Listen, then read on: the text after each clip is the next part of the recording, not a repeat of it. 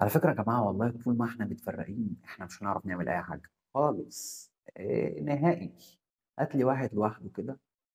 ممثل بقى، مغني، فنان، لعيب كورة، أي حد، لو مالوش حد بيتابعه، مالوش حد بيدعمه، مالوش حد مشجّعه ومسانده، مش هيعرف إن هو يعني مش هيعرف يوصل لأي نجاح أيًا كان. فأنا دلوقتي عشان أوصل مثلًا لنجاح أنا مثلًا حاطّه في دماغي، والله أنا عايز أكبّر القناة دي أساعد منها أكبر عدد ممكن من الناس وأعمل وأخلّي وأسوّي. لو أنا عمّال أتكلّم وأتكلّم وأقول وأعيد وأزيد وأحكي وأقدّم في محتوى ومش عارف إيه، بس ما فيش حد بيدّيني لايك، ما فيش حد بيعمل لي تعليق كويس، ما حدّش بيعمل لي أي حاجة خالص وأنا مكمّل عادي، هل هانجح؟ ممكن أنزّل 1000 فيديو، 2000 فيديو، 10.000 فيديو، بس طول ما أنتم ما بتدعموش معايا القناة ومش مشجّعين فيها، هانجح إزاي؟ أنا ما باحبش أنجح بالباطل، إن أنا أروح مثلًا أشتري مشاهدات وأشتري لايكات والكلام ده كلّه لأ، أنا يا تصدقوني يا إمّا خلاص عادي أنا باعمل اللي عليّا،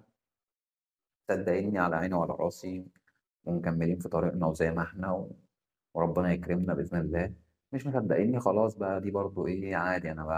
ما على الرسول إلا إيه، إلا البلاغ، اللهم بلّغت اللهم فاشهد. أنا يا رب أنا كان نفسي أساعدهم وكان نفسي أعمل للجمهور اللي بيشوفني ده أي حاجة، والجمهور ذات نفسه هو اللي مش عايز. فخلاص الجمهور مش مصدّق، يعني سيدنا نوح لمّا قعد يدعي قومه قال لك مرارًا وتكرارًا، قعد يدعيهم 950 سنة يا جماعة اعبدوا ربنا، يا جماعة ما لكوش إله غيره، يا جماعة مش عارف إيه، قعد يدعي لمّا قال له بقى خلاص يا رب أنا القوم بتاعي أنا القوم بتوعي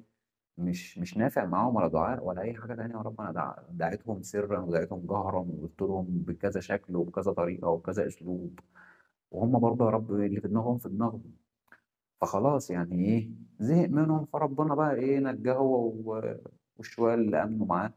والباقيين خلاص سابهم بقى في المتاهة اللي هُم فيها والهيصة اللي هُم فيها وخلاص على كده. فإحنا يا جماعة مش عايزين نبقى أنا يعني رسالتي ليكم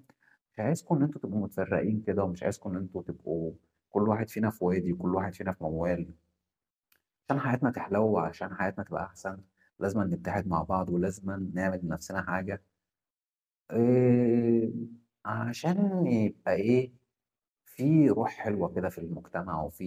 يعني أمل، يعني حد عنده أمل كده وحد عنده إيه، آآ راحة، في حاجة حلوة، بيقولوا مصر فيها حاجة حلوة، طيب يمكن أكون أنا الحاجة الحلوة أنا أو أنتم كلنا مع بعض كده، وربنا يكرمنا يا رب ويجعل فينا الخير كلنا وبإذن الله يعني إيه مصر كانوا الرسول عليه الصلاة والسلام قال إن أهلها في رباط إلى يوم القيامة، فإحنا عايزين نترابط كلنا وعايزين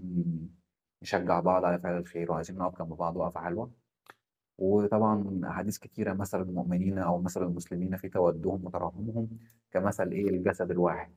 أو كمثل البنيان المرصوص، إذا تداعى منه عضوًا تألمت له باقي الأعضاء. طبعًا الحديث أنا مش عارفه بالتفصيل بس إيه بادّيكم